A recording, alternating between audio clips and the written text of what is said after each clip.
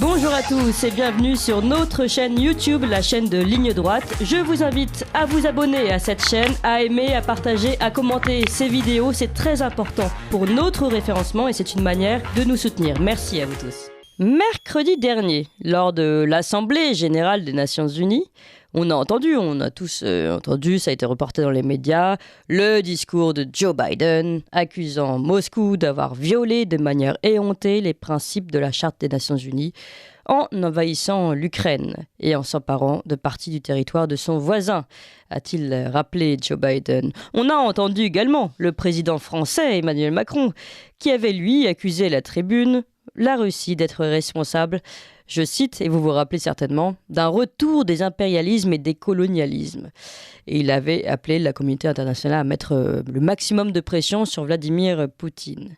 Mais il y a un discours qu'on n'a pas entendu à ce moment-là. C'est celui plus discordant, plus différent du président serbe. Je vous propose de l'écouter, le président serbe Aleksandar Vučić à l'ONU dans une allocution du 21 septembre. Écoutez-le.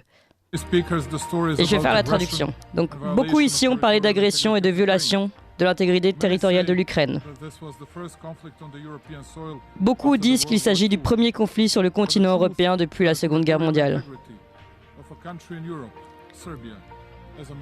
Mais la vérité est que l'intégrité territoriale de la Serbie a été violée. Et la Serbie n'a attaqué personne. Aucun autre pays souverain. Peu de gens en parlent. Et je voudrais poser une question aux dirigeants de nombreux pays. Quelle est la différence entre la souveraineté et l'intégrité territoriale de l'Ukraine et de la Serbie ?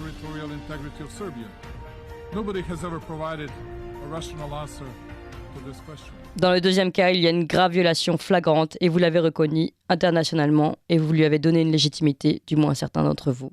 Et personne n'a donné de réponse rationnelle à cette question. Voilà la question que pose le président serbe à l'ONU, ce deux poids deux mesures entre l'Ukraine et le Kosovo. Et en marge de ce sommet de l'ONU, donc qui s'est passé la semaine dernière, la Serbie, pourtant candidate à l'entrée dans l'Union européenne, a également signé vendredi un plan de consultation en matière de politique étrangère avec la Russie. Ce qui a encore une fois déclenché les foudres de Nathalie Loiseau qui a tweeté, parce qu'elle répond par tweet, Nathalie Loiseau.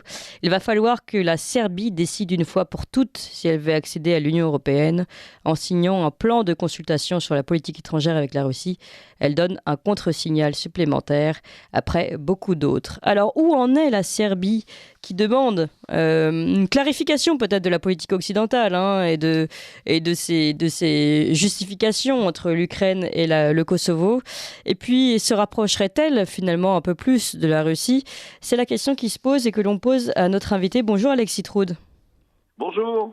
Vous êtes professeur à l'Université Saint-Quentin en Yvelines, chercheur à Stratpol, donc le Centre d'analyse politico-stratégique et économique. Vous avez entendu le discours d'abord du président serbe, Aleksandar. Alors, vous allez peut-être me reprendre sur la prononciation, c'est Vučić ou... Vučić. Vučić. Oui, Aleksandar Vučić. Ouais. Aleksandar Vučić à l'ONU, entre cette différence de traitement pour le Kosovo et l'Ukraine. Et c'est vrai qu'on ne l'avait pas du tout entendu, ce discours-là. Autant le discours de Joe Biden, celui d'Emmanuel Macron avait été très bien reporté par les médias, mais autant celui-ci, qui est quand même intéressant, qui pose de vraies questions, n'avait pas été mis en avant, on va dire. D'abord, comment vous interprétez cette prise de parole du président serbe ? Écoutez, moi qui analyse la situation des Balkans depuis plus de 20 ans, moi j'étais le premier surpris. Si vous voulez, Aleksandar Vučić a toujours, depuis qu'il a été élu en 2014, voulu tout faire vraiment pour que la Serbie rentre dans l'Union européenne, quitte à un moment donné même à abandonner sa province méridionale du Kosovo et Tochi. Depuis cet été, depuis le mois d'août, il y a une légère inflexion, c'est-à-dire ils sont sortis de leur politique de neutralité, entre d'un côté l'Union européenne et de l'autre côté le bloc de l'Est. Et clairement, la Serbie a pris fait et cause pour la Russie en évitant de voter les sanctions contre la Russie à l'ONU. Oui. Et puis là, ce discours, si vous voulez, il y a aussi cet aspect, il se place dans la droite ligne de ce que faisait Tito dans les années encore 70, c'est-à-dire se placer du côté des non-alignés, des petits pays, contre les grands pays impérialistes. Et donc du côté du droit de souveraineté qui était le fondement de l'ONU. Et c'est ça qui est intéressant, parce que ce sont les petits pays qui nous montrent que la souveraineté, c'est quelque chose d'important. Et il est bien placé pour le savoir, puisque la Serbie, c'est ce pays qui a été bombardé pendant 79 jours au printemps 1999. Par l'OTAN. Entièrement détruit. On se souvient, Wesley Clark qui disait déjà à l'époque, ça rappelle la situation actuelle, nous allons ramener la Serbie à l'âge de pierre. Et ils ont presque réussi, puisqu'ils ont détruit toute l'infrastructure routière, industrielle à cette époque. Et pour terminer, si vous voulez, ils l'ont fait vraiment contrairement à tous les principes de l'ONU, droit de souveraineté d'un pays, contrairement à tous les principes même de l'OTAN, puisque c'est une opération hors zone OTAN. L'OTAN n'était pas faite pour ça. Et donc, si vous voulez, bien avant le conflit en Ukraine, il y a 20 ans, et surtout je m'adresse aux jeunes auditeurs, la Serbie a été attaquée par l'OTAN qui a fait une opération en dehors de sa zone, de façon très agressive contre un pays souverain. Oui, et puis avec des justifications qui, après coup, se sont révélées fausses pour la plupart sur les accusations de charniers, etc. Ah ben là, ça aussi, si vous voulez, quand moi j'ai entendu, moi, en tant qu'analyste, Butcha, Izium, etc., ça me rappelait exactement les mêmes médias mensonges, comme disait Michel Collomb à l'époque, un analyste, un journaliste. Oui. Ah, on vous a perdu, Alexis. Marc Calais, qui, soi-disant, était un bombardement fait par les Serbes sur la population musulmane. Il s'est avéré, non, que malheureusement, c'était une opération faite par une unité de l'armée musulmane bosniaque contre sa propre population. Pareil, au début de la guerre du Kosovo, le fameux charnier de Račak, où des corps avaient été placés par la guérilla maoïste de Vučića pour attiser la haine. Et c'est pas la première fois. Ça nous rappelle aussi 10 ans auparavant, fin des années 80, rappelez-vous, le massacre de Timișoara en Roumanie, où, pareil, dans un hôpital à la frontière entre Yougoslavie et Roumanie, des corps avaient été placés par le pouvoir pour provoquer, toujours pareil, une intervention internationale. Mais comment, moi, ce que je ne comprends pas, parce qu'en effet, on connaît cette histoire, on avait reçu Nicolas Mirkovic à ce sujet, qui a écrit un très bon livre, qui recense la série de mensonges onusiens et tanusiens sur le sujet. Comment, après ces nombreux événements qui se sont déjà déroulés, la Roumanie et la Serbie, enfin le Kosovo, comment aujourd'hui on peut être aussi crédule et toujours laisser faire? C'est juste invraisemblable. Parce que, alors là, je vais vous le dire, parce que les médias sont complètement, à part quelques-uns comme vous, les médias sont complètement partiaux et ne donnent qu'une voix unique. C'est la fameuse voix unique des médias, notamment nous en France. Si vous voulez, ces questions-là, quand vous lisez la presse espagnole, italienne ou anglaise, sur la question du Kosovo, il y a toujours un vrai débat. En France, non. Pareil pour l'Ukraine. Il n'y a pas. Ce qui est scandaleux actuellement en France, c'est qu'on est en train de se tourner le dos à la Russie, qui est un peuple ami. Moi, en tant que citoyen, je ne vois pas pourquoi je leur tournerais le dos. Et dans les grands médias, dans les masses médias, eh bien, il n'y a pas un Russe qui est invité. On n'entend jamais la voix des Russes.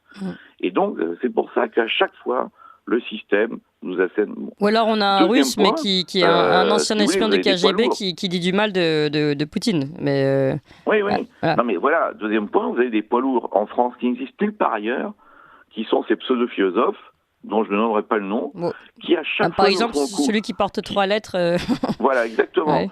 Qui, faut que les gens quand même se souviennent, qui est allé à Sarajevo à l'époque, dans les années 90, qui a fait semblant de se battre, c'était un montage. Ensuite, qui est allé en Libye, qui a créé la guerre en Libye. Et donc, c'est quelqu'un qui met le feu partout et qui ose dire que des dirigeants doivent être enfermés. Il ferait mieux de penser à lui-même dans cette situation-là. Et puis, moi, je pense, troisième point, ça prouve bien qu'on est dans un système, justement, comme disait Vučić, impérialiste, et une sorte d'impérialisme qui fait qu'il y a des sujets dont on ne peut pas parler. Ouais.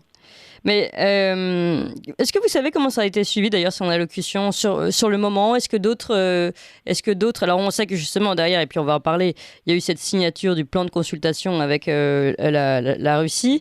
Mais est-ce que malgré tout, même si nous, la France, nous paraissons plus que jamais sourds et aveugles sur ces questions, est-ce que d'autres pays ouvrent les yeux?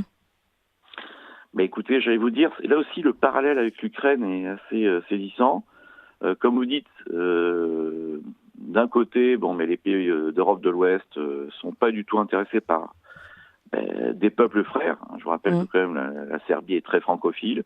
Le seul monument d'un peuple à un autre en plein cœur de Belgrade, nous aimons la France comme elle nous a aimés, est unique. Et donc cette cécité, je pourrais vous en parler, mais c'est lié au fait qu'à l'époque de la Yougoslavie communiste, la France a tourné le dos aux Serbes. Mais si vous voulez, autant il y a cette cécité de notre côté, autant, comme pour l'Ukraine, eh bien, quand vous regardez la carte du monde, non, ce discours a été très relayé en Afrique, en Asie, au Moyen-Orient. Et là aussi, si vous voulez, il faudrait que les Français comprennent que plus on continue à soutenir ce genre d'initiative, là, en Ukraine, par exemple, je vois encore des mercenaires français, moi ça me paraît complètement incroyable, les mercenaires français, ils se battent là-bas en Ukraine contre les Russes, plus on va se couper, pas de la Russie, on va se couper de l'Afrique, du Moyen-Orient et de l'Asie. Et on n'aura plus que nos yeux pour pleurer. Oui, finalement, on voit le monde à travers le petit bout de la lorgnette occidentale, c'est-à-dire en fait les États-Unis, un petit bout de l'Europe. Oui, c'est ça. Oui. Ouais. Et encore une question, est-ce que ce qui se passe finalement en Ukraine précipite finalement la Serbie dans les bras de la Russie? Alors justement, non, je crois pas. Non, pas du tout. Vučić joue un jeu assez intéressant, qui est celui de la neutralité. Il donne toujours un coup, à un moment donné en ce moment, c'est vers la Russie, avec cet accord dont vous avez parlé tout à l'heure. Mais en même temps, non, il a des liens très forts avec les pays occidentaux. Par exemple, du point de vue économique, je vérifiais encore hier soir, mais la France reste le premier investisseur en Serbie. Donc, il y a eu encore l'aéroport, le métro à Belgrade, qui vont être faits par les Français. Donc, non, il y a vraiment cette politique, si vous voulez, de non-alignés. Il se place vraiment dans cette droite ligne des non-alignés de Tito. Et il joue autant sur, comme dans le mouvement des non-alignés, les liens qu'avait Tito avec un certain nombre de pays africains ou asiatiques, qui a permis à Vučić de faire que le Kosovo soit pas reconnu par l'ONU. Oui. Et on peut préciser d'ailleurs qu'il y a un certain nombre de pays qui sont revenus en arrière sur la reconnaissance. Aussi, voilà, exactement. C'est un phénomène historique qu'on n'a pas connu depuis 1945. C'est que grâce à une très belle diplomatie basée sur ces alliés que la Yougoslavie avait auparavant, la Serbie a réussi à faire passer de 112 à 93 le nombre de pays qui ont reconnu le Kosovo.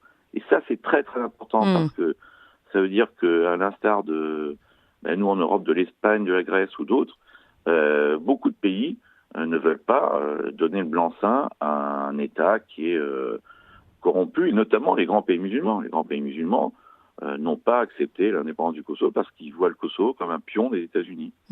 Oui, ce qui est difficile d'envisager autrement, franchement, quand on connaît l'histoire du Kosovo.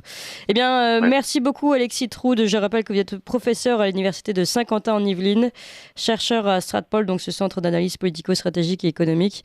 Et donc, je rappelle qu'il y a ces discours qu'on n'entend pas forcément autre part, mais ce discours notamment du président serbe sur le 2 poids 2 mesures concernant l'Ukraine et le Kosovo, et puis surtout cette position de non-aligné par rapport, évidemment, à l'Occident et notamment aux États-Unis. Merci encore, Alexis Troud. Vous appréciez cette émission? Alors aidez Radio Courtoisie à en produire d'autres en indépendance totale. Rendez-vous sur soutenir.radiocourtoisie.fr. Merci d'avance.